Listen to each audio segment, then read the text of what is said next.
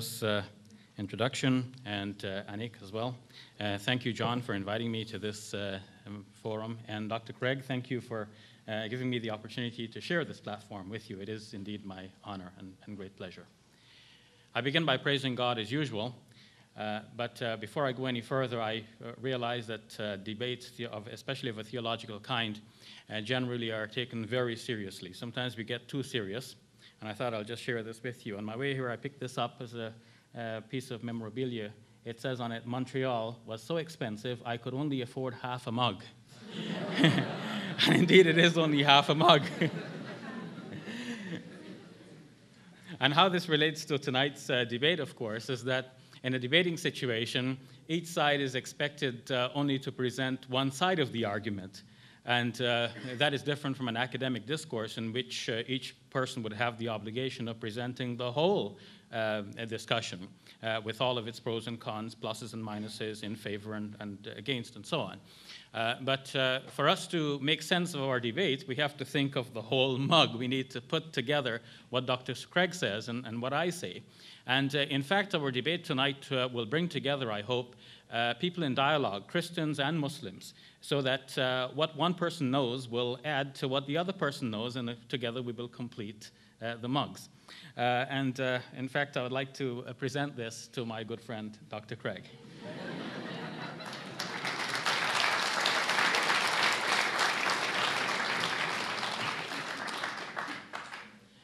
Now, I didn't mean to take extra time for that. I hope that that also counts within my 20 minutes. Dr. Craig has said much already, and what I have to say will obviously tag on to what he has said, so I don't have to repeat much of the background information that he's already given you. I want in my first presentation to not respond directly to what he has said. I've taken careful notes of what he has said, and when I come back for a rebuttal, at that time I think it'll be more appropriate to respond directly to some of the issues.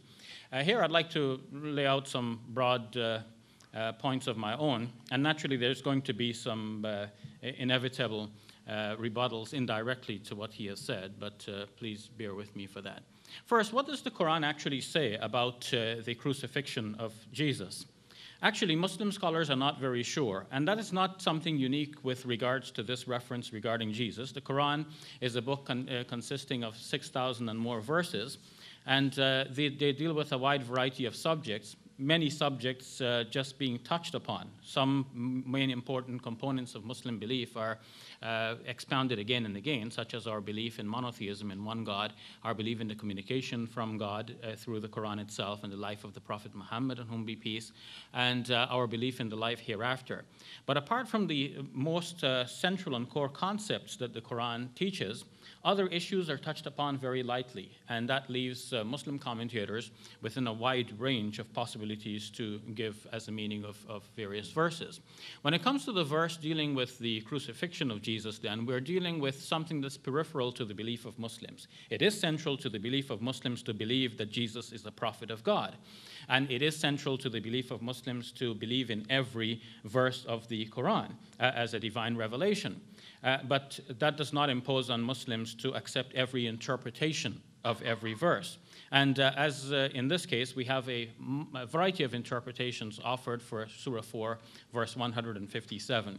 In the classical period, however, I find that almost universally the Muslim commentators have said that Jesus was not put on a cross, but someone else was made to resemble Jesus, and that someone else was put on the cross. So in this way, God fooled the enemies of Jesus who wanted to crucify him. However, in my own study of this very carefully, reading the classical commentators and modern, I find that there is no reason for holding that particular belief. It seems that the Muslim commentators on the Quran spoke to informers, for those who were Jews and Christians and had some familiarity with the Judeo-Christian scriptural background, and they used that information coupled with a very literalistic approach to interpreting the Quran text, and more literalistic than you might imagine, because in that case they did not just take a verse literally as it says, but they took every word literally as it said, disjointed from the surrounding words and the rest of the Quranic context. It seems then that on the whole, what the Quran is saying is that even though the enemies of Jesus tried to crucify him, or they boasted that they killed him and crucified him. They didn't kill him. They didn't crucify him. It only appeared so to them. And those who are in a difference about the matter, or those who would differ about the matter, are in hopeless confusion about it. They have no certain knowledge, but God raised him to himself, and they killed him not for certain. So from that brief narrative in the Quran, one could not really build such an elaborate theory that someone else was made to look like Jesus and put on the cross instead.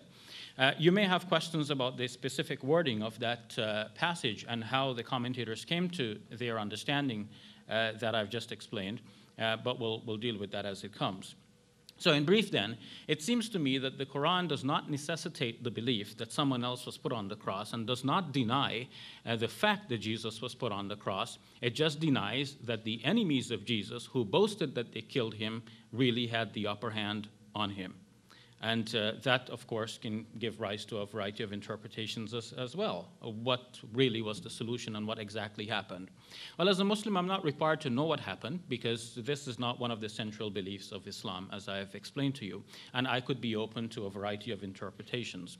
But now, having explained briefly where the Muslim comes from at this subject, I would like to take a suggestion from Paniker that when we enter into religious dialogue, we should have the ability to leave aside what we believe for the moment, suspend our own beliefs in order to be able to listen to the other side. Otherwise, interaction and dialogue becomes impossible.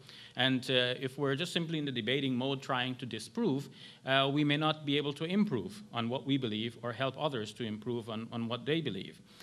So let's think about what a Muslim may find if he comes to the New Testament scriptures, if he were to leave his own beliefs suspended for the moment. Well, as a Muslim, what do I find? Now, no longer thinking as a Muslim, but as a reasonable person approaching the scriptures, I should be aware, having said this much, that no one is completely unbiased, and everyone does, no matter how much he tries, come to whatever he's studying with some degree of bias. So we have to be aware of that and call it when we see it. So now here we have the New Testament documents which tell us about the death and resurrection of Jesus Christ.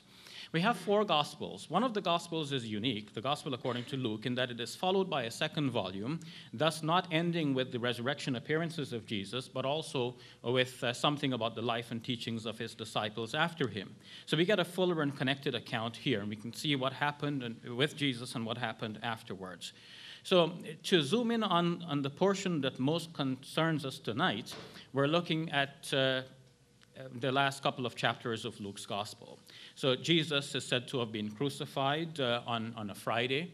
It was the day before the Sabbath, and because the Jews had the law that precluded leaving someone up hanging on a cross on a Sabbath day, they hurriedly buried Jesus, not under the earth, but in some kind of an open chamber, in a tomb.